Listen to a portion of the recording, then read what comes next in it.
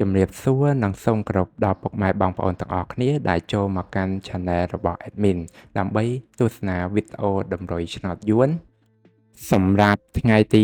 18ខែ4ឆ្នាំ2025សម្រាប់វេលាម៉ោង4កន្លះនិងម៉ោង6កន្លះដូច្នេះកុំបង្អង់យូរសូមពុកម៉ែបងប្អូនកលេចមកមើលតម្រុយ2លេខតម្រុយ2លេខ Admin គឺមានលេខ63 67 92 96សម្រាប់ប៉ះ ABCD បន្ទាប់មកគឺខ្ទង់ O ខ្ទង់ O Admin គឺ O នៅខ្ទង់60និងខ្ទង់9សម្រាប់ប៉ះ ABCD ដូចគ្នាបន្ទាប់មកគឺលេខពិសេសAdmin គឺមានលេខ047គុណ339គុណនិង163គុណ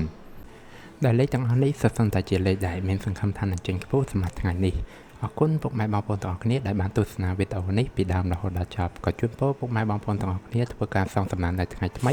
ទទួលបាននូវការហេងឆ្នះចំទាំងអស់គ្នាជាចុងក្រោយ Admin សូមពុកម៉ែបងប្អូនជួយ Like Subscribe និង Share ដើម្បីជាកម្លាំងចិត្តដល់ Admin ផងនិងដើម្បីពុកម៉ែបងប្អូនទាំងអស់គ្នាទទួលបាននូវវីដេអូថ្មីបានឆាប់រហ័សផងដែរដូច្នេះ Admin សូមជម្រាបលានិងជួបគ្នានៅវីដេអូក្រោយ